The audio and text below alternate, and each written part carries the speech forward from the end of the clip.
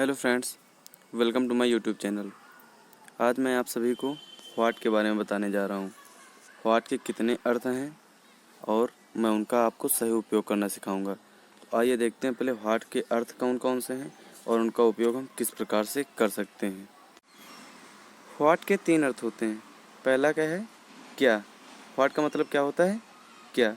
यानी कि सामान्यतः जब हम वाक्यों को हल करते हैं तो हम व्हाट की हिंदी क्या लिखते हैं? क्या। और दूसरी जो हिंदी है वो क्या है? कितना। कितना के लिए भी हम व्हाट का प्रयोग करते हैं। अभी मैं बताऊंगा। देखो, कितना शब्द जब वाक्य में आए और उसमें कोई संज्ञा हो और संज्ञा की विशेषता बताई जा रही हो तो हम कितना शब्द की इंग्लिश क्या लिखते हैं? व्हाट। ऐसे तो हम कितना की इंग्लिश क्या लिखते हैं? हाउ मैनी या हाउ मच। लेकिन हम यहाँ पे क्या लिखेंगे? व्हाट। लेकिन कंडीशन क्या है? वाक्य में कोई संज्ञा होगी और उस संज्ञा की विशेषता बताई जा रही होगी। जैसे कि एक वाक्य है, तुम कितने बुद्धिमान हो। तुम कितने बुद्धिमान हो। देखो यहाँ पर तुम क्या है? तुम संज्ञा है और बुद्धिमान क्या है? विशेषण। और ये कितना शब्द जो आया है इसकी इंग्लिश हम क्या लिखेंगे? व्हाट। इस तरह के वाक्य होंगे तो हम कितना की इंग्लिश क्या लिखेंगे? व्हाट। अब जो थर्ड है, थर्ड जो कुछ या फिर जो, यदि वाक्य में मिलता है तो हम उसकी इंग्लिश क्या लिखते हैं? व्हाट। लेकिन ये वाक्य में हमें कहाँ मिलेगा? वाक्य के बीच में जब मिलता है ये तो हम उसकी इंग्लिश क्या लिखते हैं? व्हाट। अभी मैं आपको एग्जांपल बताऊंगा तो आपको अच्छे से समझ में आ जाएगा। तो पहली कंडीशन हमारी क्या है?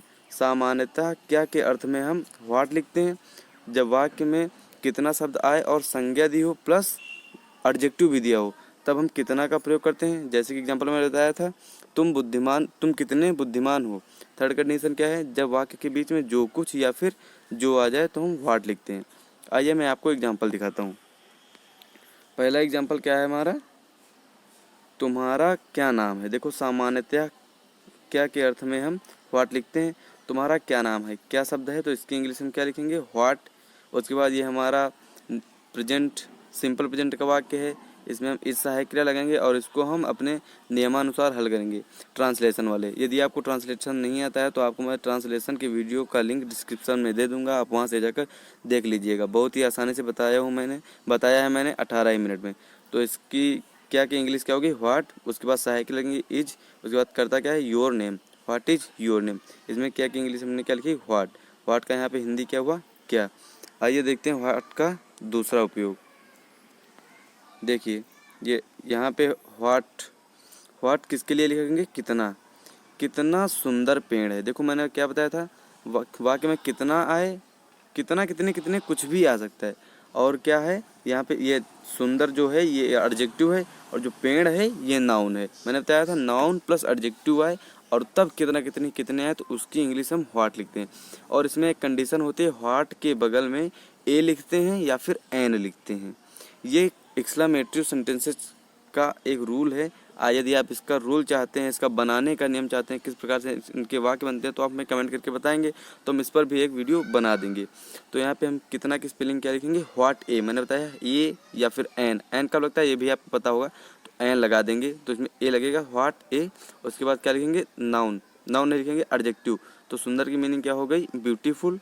और उसके बाद क्या लिखेंगे? Noun, tree. और उसके बाद सहायक क्रिया is. What a beautiful tree is. ये हो गया हमारे व्हाट का सेकंड नियम। और देखते हैं थर्ड। जब वाक्य में जो कुछ आए तब जो कुछ की हिंदी के लिए हम व्हाट लिखते हैं। आइए एग्जाम्पल के अकॉर्डिंग समझते हैं।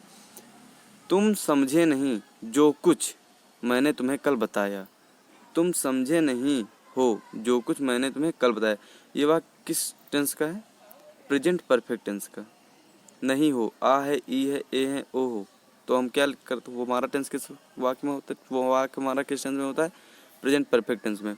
आइए इसको हल करके देखते हैं। तो तुम की इंग्लिश क्या लिखेंगे? यू। उसके बाद सहायक क्रिया यू के अकॉर्डिंग कौन सी आएगी? हैव। वाक्य में नहीं है इसलिए क्या लिखेंगे? नॉट। प्लस समझना की मीनिंग क्या होती है? Understand. You have not understand, sorry यहाँ पे अंडरस्टैंड नहीं होगा, अंडरस्टूड होगा, क्योंकि अंडरस्टैंड की जो थर्ड फॉर्म होती है वो अंडरस्टूड होती है। तो यहाँ पे हम लिखेंगे अंडरस्टूड। उसके बाद जो कुछ की मीनिंग क्या लिखेंगे? व्हाट। उसके बाद आगे का वाक्य उसी प्रकार से हल कर देंगे।